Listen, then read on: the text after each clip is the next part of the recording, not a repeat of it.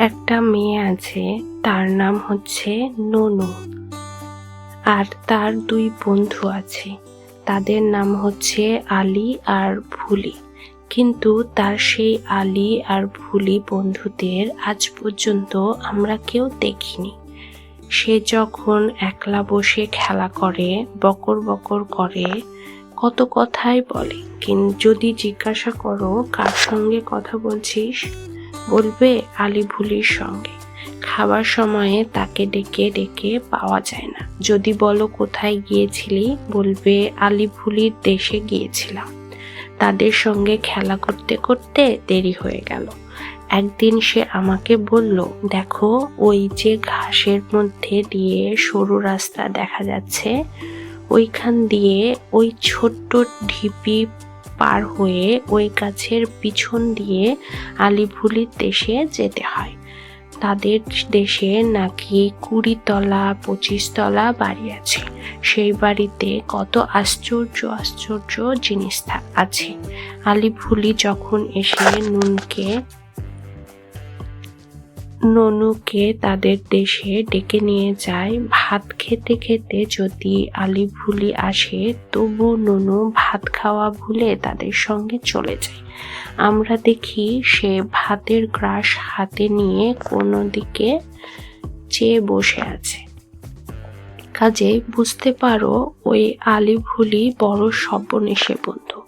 তোমরা যেন তাদের সঙ্গে বন্ধুত্ব পাতিও না। আলী ভুলির দেশ থেকে একদিন ননুর নিমন্ত্রণ এলো। উকুনে বুড়ির বিয়ে হবে, পায়েস হবে বেশ। উকুনে বুড়ির মাটির করা, পায়েস হবে তাতে ভরা। পাড়ার লোকে পায়েস খাবে, পায়েস হবে শেষ। তখন সন্ধেবেলা ননু বই নিয়ে পড়তে বসেছে। তার মা বলছেন ভালো করে পড়বে, আলী ভুলির দেশে চলে যাবে না। কিন্তু নিমন্ত্রণ পেয়ে ননু মায়ের কথা ভুলে আলী ভুলির দেশে চলে গেল। উকুনে বুড়ির বিয়ে হবে, সেই 20 তলা 25 তলা কত আলো দিয়ে সাজানো হয়েছে। দূর থেকে যেন ঠিক কালী পুজোর দেয়ালির মতো দেখাচ্ছে। বাগানে মস্ত উনুন, মাটির কড়া ভরে পায়েস রান্না হচ্ছে। পায়েসের গন্ধে কত দেওয়ালি পোকা, ঘুরঘুরে পোকা, ফরফরে ফড়িং, ডোরাকাটা ফড়িং সব সেখানে জড়ো হয়েছে। জোনাকি পোকারা গাছের মাথায় দেওয়ালির আলো জ্বেলেছে।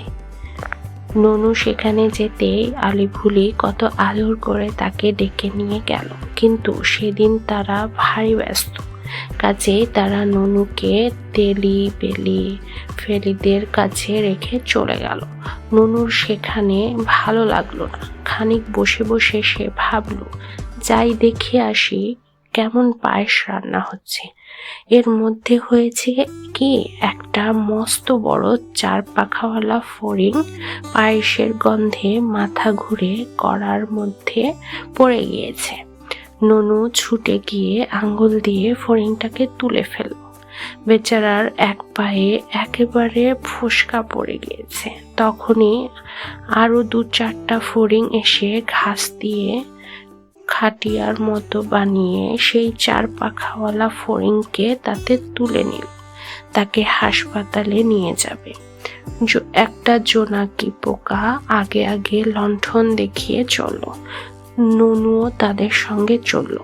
একটা চামেলি ফুলের ঝোপের নিচে হাসপাতাল। সেখানে আরো অনেক ফড়িং রয়েছে। কারো হাত ভাঙা, কারো পা ভাঙা, কারো ডানা ছেঁড়া। ননু দেখলো এতগুলো ছোট্ট ছোট্ট সাদা সাদা ফড়িং তাদের সব সেবা করছে, ওষুধ দিচ্ছে। আর একটু ভালো করে দেখে ননু বুঝলো সেগুলো ফড়িং নয়, ছোট্ট ছোট্ট ফড়িং। তাই তো, এরকম সাদা ফড়িং তো তাদের বাগানে অনেক আছে। সে তো মোটেই জানতো না যে তারা ফড়িং নয়, পরি। তাদের বাগানেও চামেলি ফুলের ঝোপ আছে। সে ভাবলো এবার থেকে যত ডানা ভাঙা পোকা দেখবে চামেলি গাছের নিচে রেখে দেবে। রোগীদের ঘুম পাড়িয়ে ফড়িং পরীরা ঘাসের উপর নেমে এলো। চারদিকে চাঁদের আলো ফুটফুট করছে। ঘাসের মাঝে কত ছোট ছোট সাদা নীল ফুল ফুটেছে। পরীরা সে ফুল তুলে মাথায় পড়ল, তারপর হাত ধরাধরি করে ঘুরে ঘুরে নাচতে লাগলো। তাই তো ননুদের বাগানে যে আলো জ্বলেছে তার চারধারে যে এমনি করে কারো ঘুরে ঘুরে নাচে, এক সময় এমন তাড়াতাড়ি ঘুরেও যে মনে হয় যেন আলোর চারধারে একটা আলোর চাকা ঘুরছে। ননু ভাবছে এবার একদিন রাত্রির বেলা বাগানে গিয়ে দেখতে হবে। এমন সময়ে ঘাসের মধ্যে কি যেন সরসর করে উঠল। সে চমকে গিয়ে যেই সরতে যাবে অমনি একটা গর্তের ভেতর পা পড়ে পাটা ভীষণ মুচকে গেল। সে মাটিতে বসে পায়ে হাত বুলোচ্ছে। হঠাৎ কে যেন চিৎকার করে বলে উঠল, তোর ঠ্যাং, তোর ঠ্যাং। সে আওয়াজ শুনে পরীরা যেদিকে পারল ছুটে পালালো। ননু দেখলো তার সামনে প্রকাণ্ড একটা গিরগিটি মতো জন্তু বড় বড় চোখ বার করে তার দিকে চেয়ে আসছে আর তোর ঠ্যাং করে চেঁচাচ্ছে। আর ঠিক সেই সময়ে আলি ভুলি এসে পড়ল। তারা ননুকে বলল, তুমি এখানে বসে আছো, কই পায়েস খেতে যাবে না? চলো। সে বলল, না ভাই, আমার বড় ঘুম পাচ্ছে, আমি বাড়ি যাব। বলতে বলতে সে তার বাড়ি এসে পড়ল। তার সামনেই বই খোলা পড়ে আছে। ওই যা, নিমন্ত্রণ তো খাওয়াই হলো না, না পড়াও হলো। মা কত রাগ করবেন। সেদিন ননুর মা তার উপর খুব রাগ করলেন। রাত্রে তাকে আলাদা বিছানায় শুতে হলো, মার কাছে শুতে পেল না।